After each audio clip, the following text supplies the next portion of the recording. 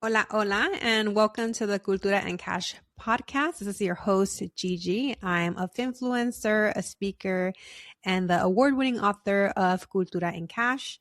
And today I'm opening up about my phone addiction and how I have been intentional in creating new habits to really manage it and to get back to myself.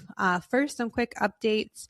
I want to share that I am still booking speaking engagements for April, which is Financial Literacy Month. So if you're interested in having me at your organization, whether it's a university, employee resource group, or other sort of organization, you can contact me via my website, thefirstgenmentor.com, and we can chat about bringing financial literacy to your group.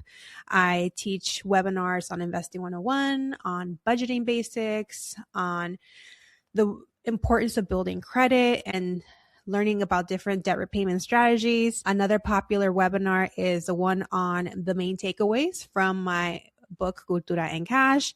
And if your group is looking for a more casual sort of situation, we can talk about doing a fireside chat, which is where we come up with 5 to 6 custom questions where we address financial literacy topics that are important and relevant to your group.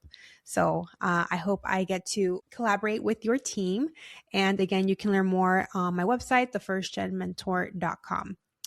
Second, I want to give you a quick update on the Spanish adaptation of Cultura and Cash. Last time I shared an update on the podcast was in November, I believe. And back then, I think I had just hired my translator. Since then, I'm happy to share that the manuscript has been fully translated. It was a big undertaking, mostly completed by my amazing translator, Susana. And I worked in collaboration with her to make the manuscript sound a little bit more like me in the Spanish version that she completed. And I will say that because she's Colombian, right? So a lot of like her Colombian sayings came up and I'm like, wait, I wouldn't say that. So we had to kind of change and Mexican it, if that's what you want to call it. So it was a fun process, but it was a lot. So I'm glad to be done with that piece. And now the book is with the publisher, and the publisher is in the what's called production phase. And they are responsible for now putting this Word document into an actual book that people can read. So the publishing date that they gave us will be this May, which is coming up real soon. I'm really excited to see this out in the world. The English version has had such a great impact, and I know that the Spanish version will just make it so much more accessible to more people. So I'm really excited for that to come out this May.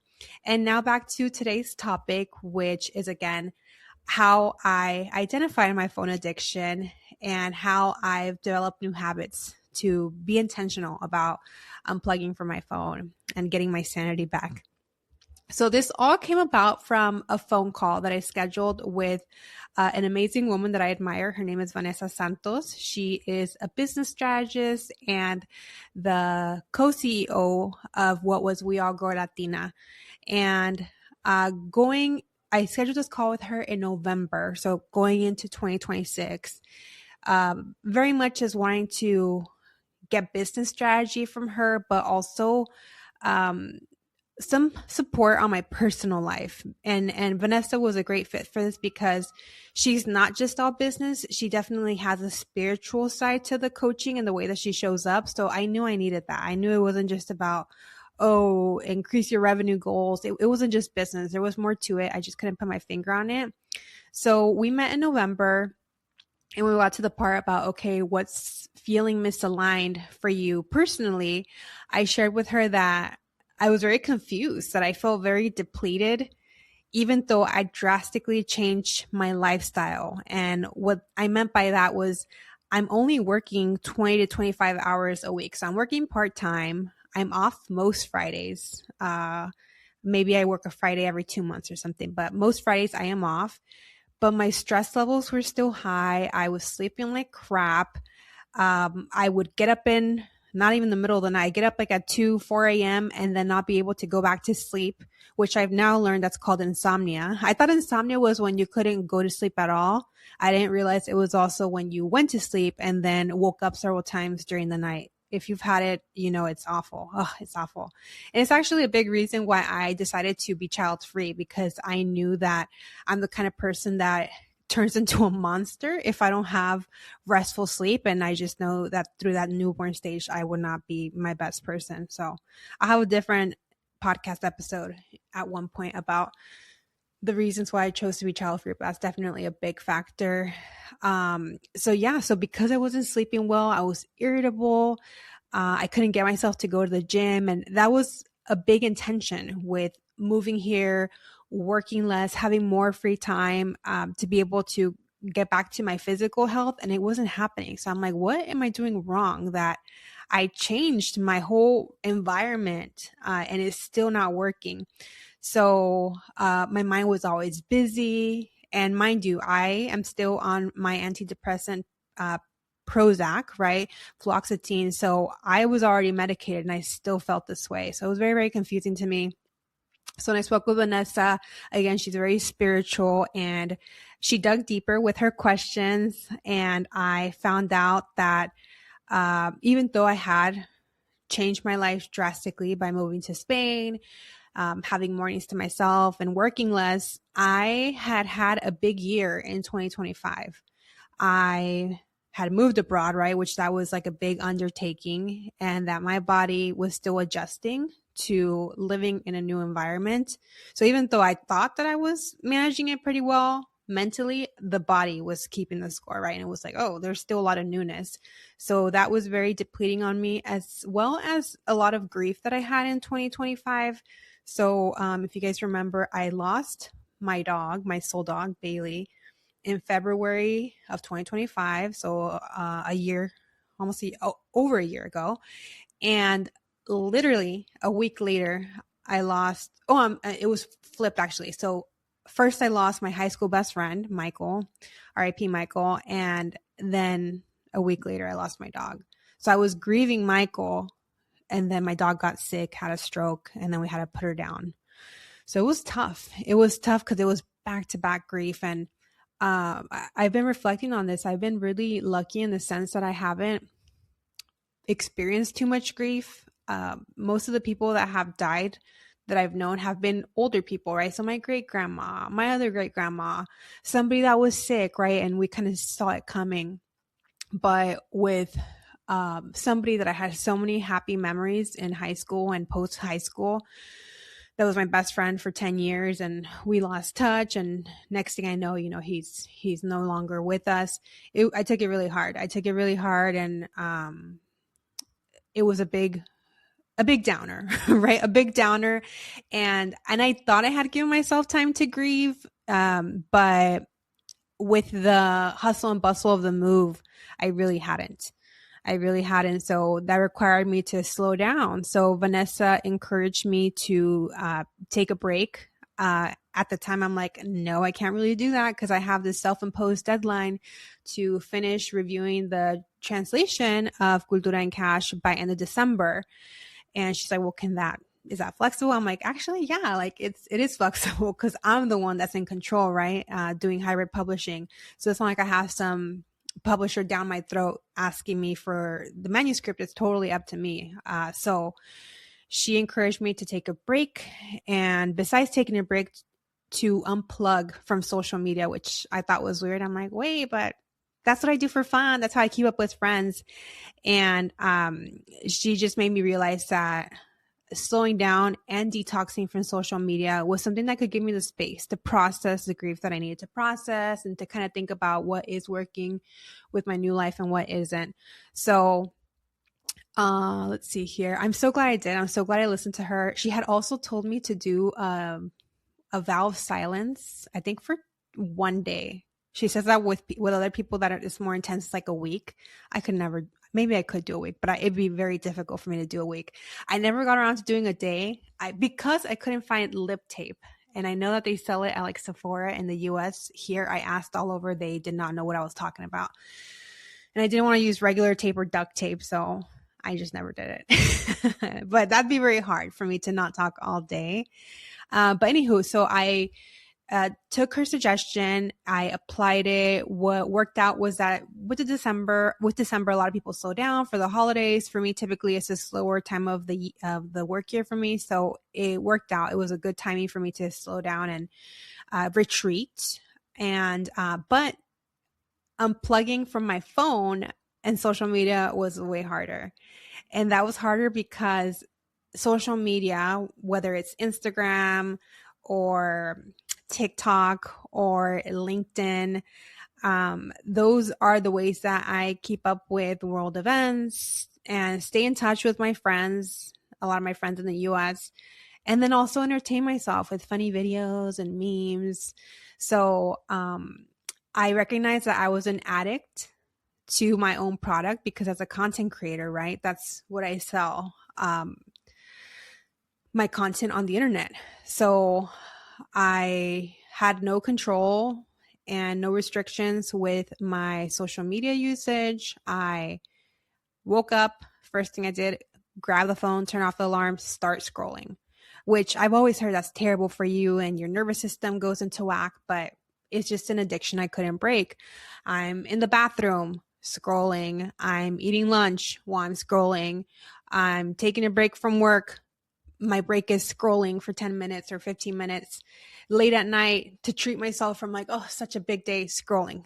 It just never ends.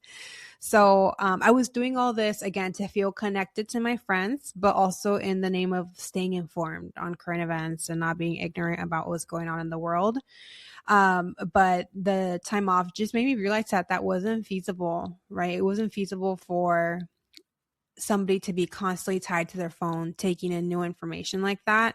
So I decided to go hard in my social media detox by, instead of like restricting my time off, I had my settings changed where you can only access those social media applications that I mentioned when you enter a password. Guess what? I don't have the password. The only person that has a password is David and my spouse. So even though it sounds like I'm a prisoner and I don't have access to my own phone and these apps, the apps on my phone, I still could use them on the desktop, which we all know it's not as fun to use it on the desktop. It's much user friendly to be on your couch or on the bed, right? Scrolling on social media. So it wasn't as a great experience doing it on the desktop. I would only do it for a few minutes and then I'm done and I want to go lay down. So yeah, so that helped me. I know that a lot of apps were recommended to block out those social media applications, but I just wanted the support of my husband to have him be the only one that knows the password. And till today, so again, we started doing this in December. It's March. I still don't know the password and I have no intentions of knowing the password because I recognize I'm an addict and I can't control myself. If you guys are familiar with the Vampire Diaries, any Vampire Diary fans, I call myself a ripper. So like the way Stefan was a ripper with blood, I am a ripper with social media. And again, how can I sustainably keep being a content creator and putting out content if I'm addicted to my own product? So it just was not feasible. So instead of using my time on social media in December and January, I used my time to FaceTime and catch up with friends. I did 1,000-piece puzzle. I read a lot of books. I organized some things around my room. And I learned about the effects that dopamine from social media does to your body. So I'm going to share some resources at the end, but I really informed myself about that. And that was really eye-opening about learning about this real versus artificial dopamine. Real being when you accomplish something, when you're proud of yourself or, I don't know, completing 1,000-piece puzzle, right? And artificial, just like that dopamine hit from scrolling on social media and it just not being something that really leaves a good positive effect on your family, on your body. Jesus. Let's see here. And what else did I do? When I was detoxing, I also went to the psychiatrist to get help for my sleeping problem. Because even though I was using social media less, I still had a trouble staying asleep throughout the night. Even though I would go to sleep at some point, whether it was midnight or 1 a.m., I would wake up again at 2 or 4 and stay up. And I was wide awake and the anxiety would kick in and I was just so irritable and not myself. So I was prescribed an antidepressant, trazodone, which I had never heard of until my doctor gave it to me. But she said it would be I said, is it going to make me sleepy? She said, no, not really. That's something that you're going to have to come up with through a routine, but a sleep routine, which I'm going to talk about too. But she says, but it'll help you stay asleep through the whole night. So that's been life changing. And I highly recommend that for anybody who's having sleep problems, to talk to their doctor and see what options are available, because it really, really helped me. So once my detox was over, I said, I don't want to go back to the way things were, because it's just a matter of time until I crash and burn again. Like, how can I make this sustainable of being a content creator, somebody that has to be online for my career, for my job, but also not being addicted to it, and feeling like a human and feeling in control. So, again, I've kept the password situation with David. I time blocked my days, which I've always heard about the benefits of time blocking. If you don't know what time blocking is, it's when you look at your calendar and you put designated times for, this is when I'm going to work out. This is when I'm going to have breakfast. This is when I'm going to shower. This is when I'm going to review my inbox or catch up with emails. So just all the different tasks that you're supposed to do. This is when I'm going to have lunch, right? This is when I'm going to walk the dog. So that kept me on track. And it also, sometimes, I'd wake up in the morning and I would feel like I'd start getting to work, and it's like, no, bitch, you move here so that you can have the mornings to yourself and not have to work until later in the afternoon. So that's always visually showing me that the mornings are mine. You focus on cooking a nutritious meal for breakfast and lunch. You focus on getting a workout in, and then you do work. So that's been really helpful in implementing time blocking. And now I mostly use social media after work. So I'm not on it to catch up on what Trump is or isn't doing, or what my friends are up and about doing. I will catch up later when I have access to my phone. And usually, honestly, like after like 30, 40 minutes, I'm like, I'm good. Because I don't want to go down that path, right? So, and my time will expire. Usually David can give me like either 15 minutes or an hour. So I'll be like, oh, give me an hour of juice for Instagram. And then once the hour is over, it's like, okay, I'm good. And it's probably time to do something else. I don't need to be scrolling for an hour. And again, it's after work. So it's after I've been productive and taking care of my health and prioritizing me. The other thing is that I implemented a sleep routine. So let me walk you through that. That was very new to me. I've never really had issues sleeping. So I've had issues going to sleep where I wasn't tired till like 2 a.m, but I never really had issues waking up in the middle of the night with insomnia. So I had to learn that the same way that a baby needs like a sleep routine, I was at the point where I needed a sleep routine because my nervous system was so dysregulated. So what I've done instead is I've really focused on winding down. Before, I would watch a show late at night and giggle about something I saw on TikTok and then try to go to sleep, but I'm so activated that my body was not ready to go into that sleepy mode. So now I have had to be more intentional in doing that. And the way that I've done that is I turn off screens, whether that's the TV or the computer or my phone, after 9 p.m. There's no screen time after 9 p.m. And I also take my medicine, my trazodone, for it to start kicking in and for me to be able to sleep through the whole night. I slip into my pajamas.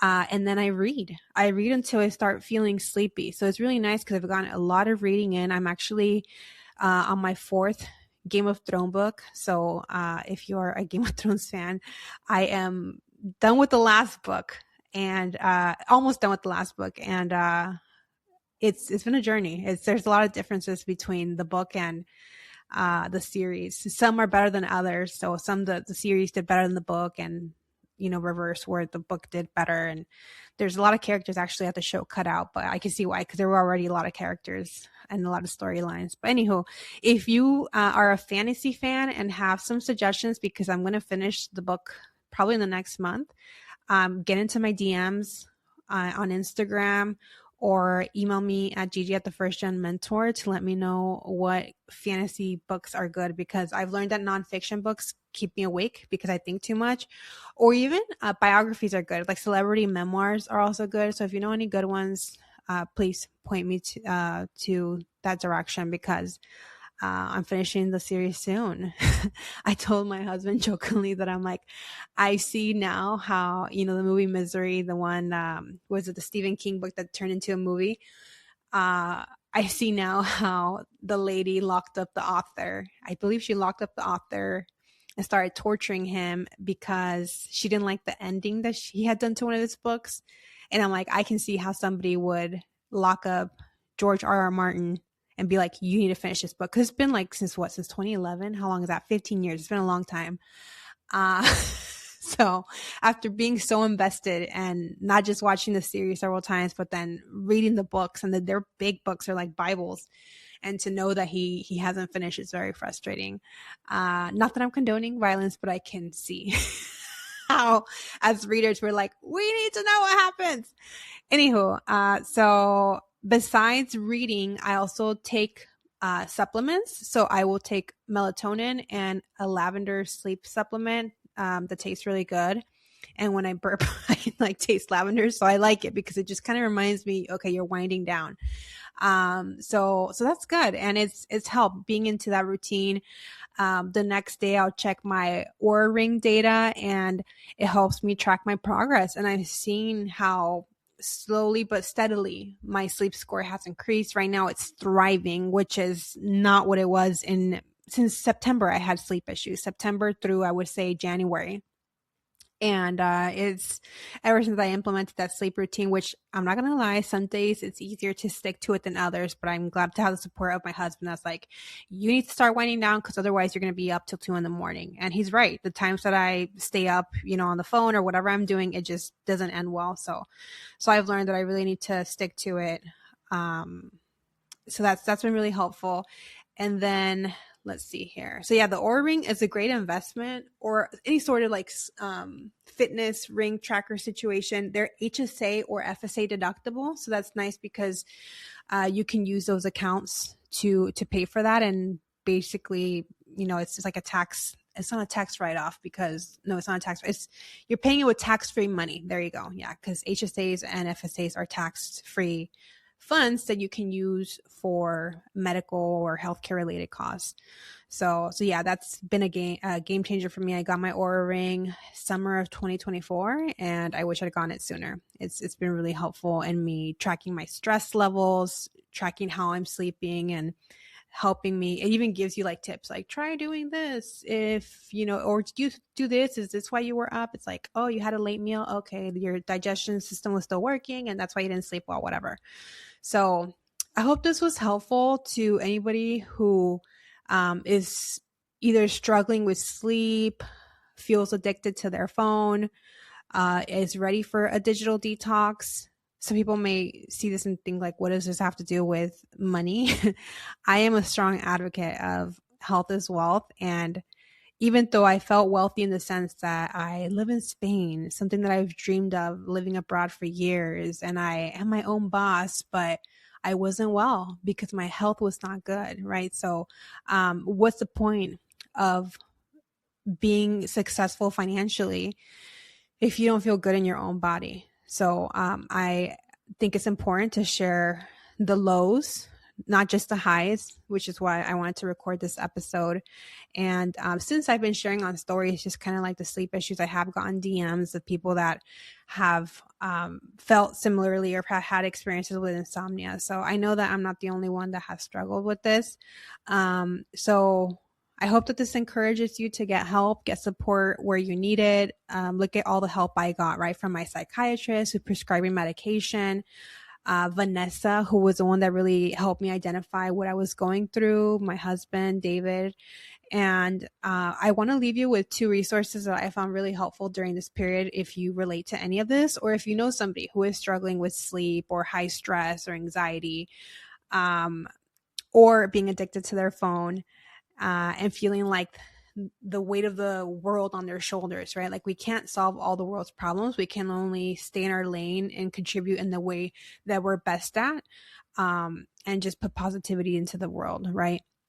So the 2 resources, one is The Cure for Burnout by Emily Ballesteros. I actually took a course by her with the same name, The Cure for Burnout. And the course was helpful because instead of, reading a book, and I actually got the audiobook, I think it took me like 2 weeks to get through the audiobook, where with the course, they were little 15-minute, 20-minute lessons. And I was done within 4 days because I just was focused on wanting to get the structure on how to manage stress and burnout. So I highly recommend you check that out.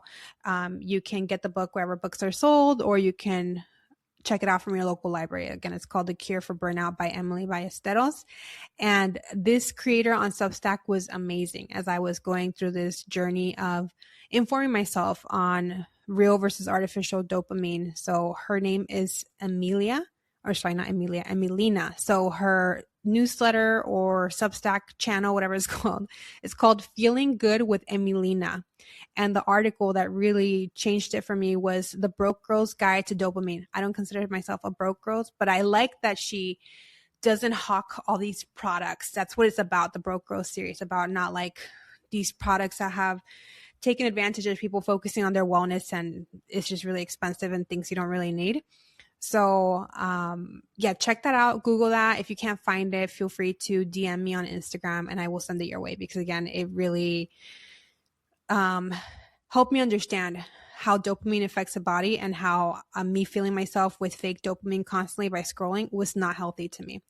So I hope you found this helpful. That's it for today. Thank you for listening. If you enjoyed the episode, please leave a review on Apple Podcasts and share on Instagram stories. Tag me at Gigi at the First Gen Mentor, and I'll show you some love.